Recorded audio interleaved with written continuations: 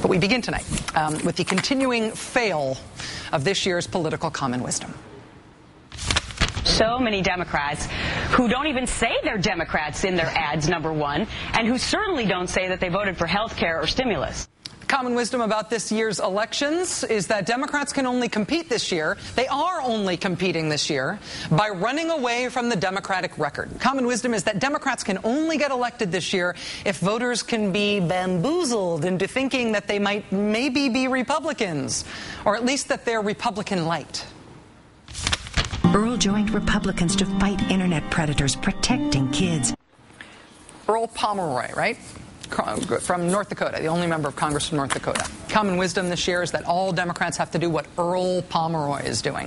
They have to run essentially as fake Republicans. Or if they are going to cite Democratic accomplishments in a campaign, it's only because they're going to run against those accomplishments. That is this year's Beltway common wisdom, and it is pretty much bullpucky. Wisconsin Democratic Senator Russ Feingold is running for re-election this year. He is banking on the fact that common wisdom is bullpucky. Senator Feingold has a difficult race this year, facing an uphill battle against a very, very, very, very, very conservative, rich opponent. But he's not playing to the common wisdom, and for good reason. Senator Feingold spoke before the president did at a barn burner of a rally earlier this week in Madison, Wisconsin. The president's speech did not include a pause for applause, where his speech got to the part about health reform, but lo and behold, when the president did mention health reform, the 26,000 plus people in the audience roared with cheers and applause. We passed health care reform that will stop insurance companies from denying you coverage or dropping you coverage because you're sick. That cheering spontaneously for health reform. So common wisdom be damned, Senator Russ Feingold is campaigning on health reform as an accomplishment that Democrats are proud of, and an accomplishment that Republicans want to screw up. Russ fought to stop insurance companies from denying Wisconsin children health care due to pre-existing conditions. Mr. Johnson would put insurance companies back in control, letting them raise premiums and increase their costs whenever they want. Ron Johnson, hands off my health care.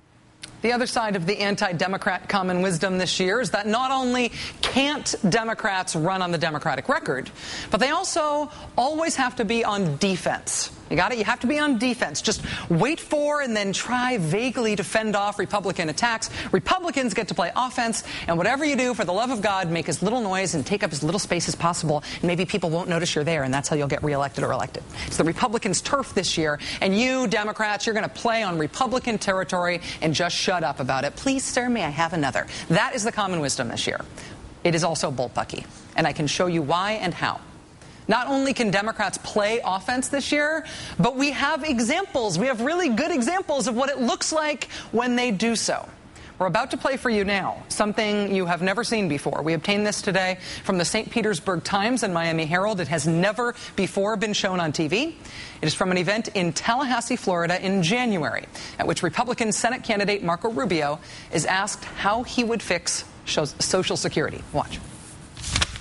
I do think that the retirement age issue is going to have to be confronted at some point as part of a measure to reform Social Security. The other is giving people the option of taking some of their Social Security money, at least a portion thereof, and investing it in an alternative to the Social Security system itself. Right, but if you've had people that have, just made terrible mistakes and lost everything in their 401k, wouldn't they do the same thing? Potentially, but it's their money. It's their money. Cat food's not that expensive. Cardboard's cheap. That was Republican Senate candidate Marco Rubio speaking to reporters in Tallahassee in January about privatizing Social Security. That exclusive video, again, courtesy of the St. Petersburg Times and Miami Herald. I want to thank them for getting that to us today. Technically, it was quite a challenge, and we're really glad they did. Now, the Democrat in that race, Kendrick Meek, has used that statement, used Marco Rubio's position in favor of privatizing Social Security in a campaign ad against Marco Rubio. I'm Kendrick Meek, the Democrat for Senate, and with three of us running, you should know what makes me different. The only one against privatizing Social Security. Yeah! Yay! Marco Rubio has what amounts to a politically indefensible position on Social Security in a state that has demographics like Florida does. Indefensible position. So the Democrat running against him hits him on that politically indefensible position. The result is that the Republican runs from his own position. No, I do not believe it should be privatized, and I do not believe it's outlived its usefulness. On the contrary, I think Social Security is an extremely important program, and it should be preserved and saved. That tape of me saying otherwise is going to be really hard to find, isn't it? What? Privatized Social Security? Did I ever say that? Not that I think anybody can find me. No, never. That's crazy talk. The other is giving people the option of taking some of their Social Security money, at least a portion thereof, and investing it in an alternative to the Social Security system itself. Like the stock market. And if they lose it, dummies. Marco Rubio, you have no idea what to say you believe about this now, do you? You are lying about your old position, or you're at least flip-flopping on it. You're denying your own beliefs. Man, you're a mess on this. In Florida, you're a mess on Social Security? That sounds like trouble. Not only can Democrats fight on offense, it works when they do. Every year, even this year. Want another example? VA privatization. Privatizing the VA?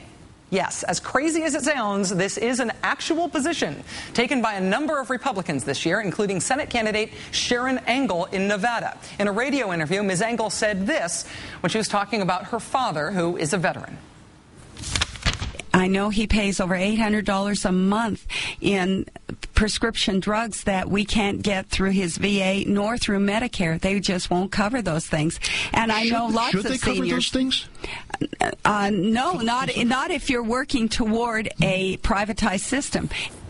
What is this privatized system of which you speak? A privatized VA, an idea that veterans groups immediately went through the roof about, and an easy target that Ms. Angle's Democratic opponent, Harry Reid, took a shot at. Now, in another extreme proposal, Sharon Angle says privatize it, end the VA as we know it. When she was asked whether veterans' benefits like prescriptions and doctor visits would be covered if she had her way. No, not if you're working toward a privatized system. End our promise to veterans? Sharon Angle, dangerous ideas that put veterans at risk. I'm Harry Reid, and I approve this message. Democrat on offense against a Republican's totally politically indefensible, unpopular position. Result? Republican runs from that position, falling all over herself along the way. Sharon Angle, I yield the floor. I said that they could do a better job. That's all I said. The VA could do a better job for our veterans. That's all I said. I hope that the VA could do better by privatizing itself. That's all. Did I say privatize? I meant personalize. I just meant everybody should get monogrammed VA stuff. Oh, God, what did I say? Also forced to play defense was Ken Buck, the Republican running for Senate in Colorado, after supporting legislation that declares a fertilized egg has the same rights as you and I have. His Democratic opponent, Michael Bennet, came out swinging with this searing attack ad. As a doctor, I try to protect the health of women. That's what I do. That's why I'm very disturbed by Ken Buck. Ken Buck would ban common forms of birth control. And Ken Buck wants to make abortion illegal, even in cases of rape and incest. But that should be a woman's decision, not a politician's. As far as I'm concerned, Ken Buck is just too extreme for Colorado. Since originally supporting the birth control pills are murder legislation, Ken Buck has changed his position, sort of.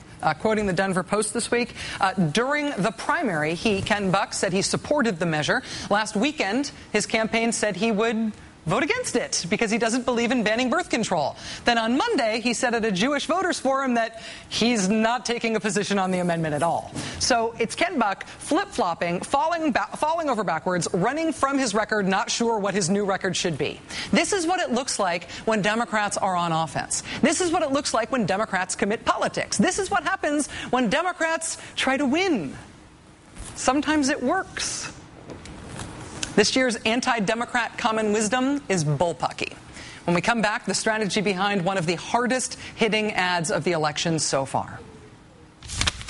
Every 4 minutes in America, a woman is sexually assaulted. Almost half are teenage or younger. But for a victim of rape or incest, Sharon Angle would force her to have the baby. Angle says, 2 wrongs don't make a right. For girls raped by a relative, Engel says they should just make a lemon situation into lemonade. If that's not extreme, what is? Sharon Engel, too dangerous to have real power over real people. Patriot Majority PAC is responsible for the content of this advertising. More on that when we come back.